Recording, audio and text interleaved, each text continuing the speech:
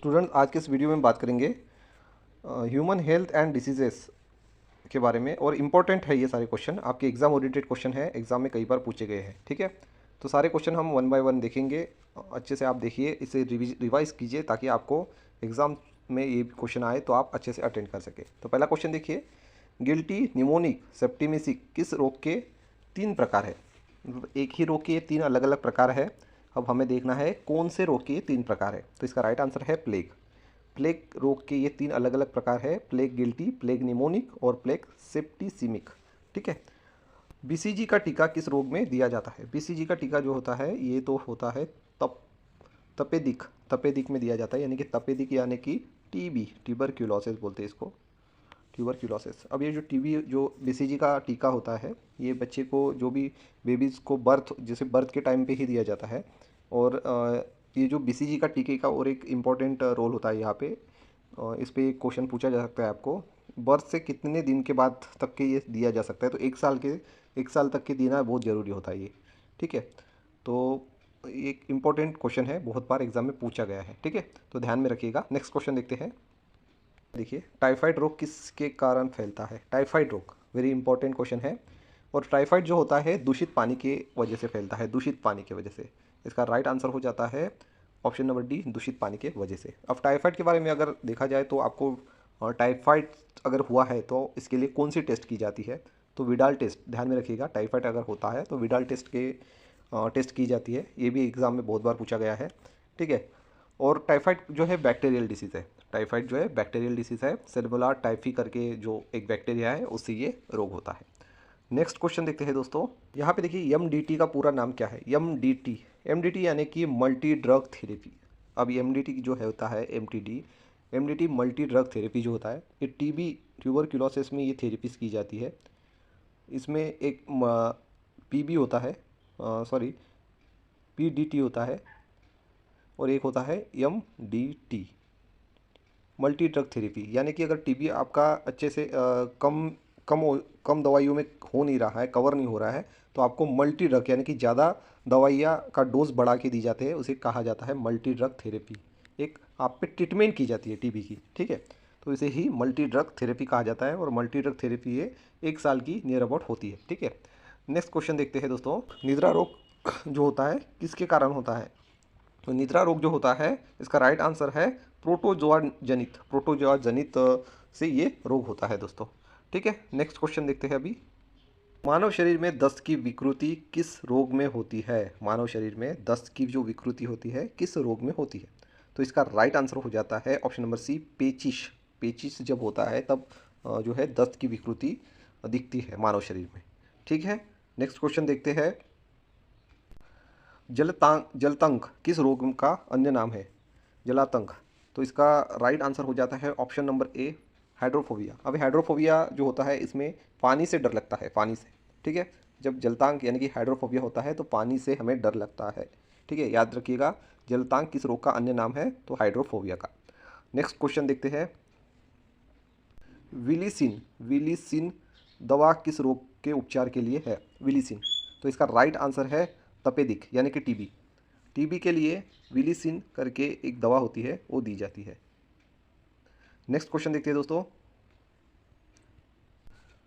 Malaria, malaria जो रोग है किस प्रकार का रोग है। अब ये जो मलेरिया है, ये मलेरिया वायरस जनित रोग है या प्रोटोजोआ जनित है, बैक्टीरिया जनित है या कवक जनित है। तो एग्जाम में बहुत बार आया हुआ क्वेश्चन है, बहुत बार पूछा गया है।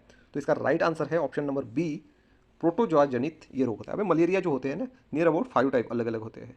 तो इसमें जो मलेरिया जो है, तो हमारे इंडिया में मलेरिया जो है प्लाज्मोडियम विवैक्स, विवैक्स वाला मलेरिया जो है वो ज़्यादा फैलता है। और इसमें सबसे जो डेंजर टाइप होता है प्लाज्मोडियम फैल्सीफेरल टाइप का जो मलेरिया होता है, वो सबसे ज़्यादा डेंजर मलेरिया है, जो हमारे सीधे माइंड में, जो ब्रेन पर अटैक करता है। ठीक है, नेक्स्ट क्वेश्चन देखते हैं। पायरिया रोग का शरीर में क्या लक्षण है। पायरिया, अगर आपको पायरिया हो जाता है तो शरीर में कौन सा लक्षण दिखाई देता है। तो इसका राइट आंसर हो जाता है, पहला ऑप्शन देखिए, खून का नहीं जमना, खून का नहीं जमना। और सेकंड ऑप्शन है मसूड़ों से रक्त का निकालना। थर्ड ऑप्शन है दांतों की जड़ों में घाव। और ऑप्शन नंबर 4 है बी और सी दोनों। तो इसका राइट आंसर है बी और सी दोनों। यानी कि अगर पायरिया होता है, पायरिया, तो मसूड़ों से रक्त का निकलता है और दांतों की जड़ों में घाव आते हैं। ठीक है, तो राइट आंसर हो जाता है यहाँ पे option number D. Okay, next question देखते हैं दोस्तों। मलेरिया का रोगजनक प्रोटोजोआ है, मलेरिया का रोगजनक प्रोटोजोआ कौन सा है? तो इसका राइट आंसर हो जाता है प्लाज्मोडियम। ठीक है, प्लाज्मोडियम। नेक्स्ट क्वेश्चन देखते हैं। काला आजार रोग किसको प्रभावित करता है? काला आजार जो रोग है वो किसको प्रभावित करता है हमारे शरीर में?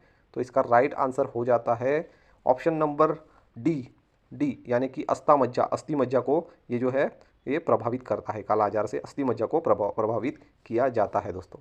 ठीक है, इसका राइट है आंसर ऑप्शन नंबर डी, अस्थि मज्जा। नेक्स्ट क्वेश्चन देखते हैं दोस्तों। खसरा रोग फैलता है, खसरा, अब खसरा रोग जो है किससे फैलता है? तो इसका राइट आंसर हो जाता है यहाँ पे ऑप्शन नंबर बी, देखिए वायु से, वायु से ये जो खसरा रोग है फैलता है। ठीक है, नेक्स्ट क्वेश्चन देखते हैं यहाँ पे। टाइफाइड का रोगजनक जीवाणु है, टाइफाइड का रोगजनक जीवाणु कौन सा है? तो इसका राइट आंसर हो जाता है सैल्मोनेला टाइफस, टाइफोस।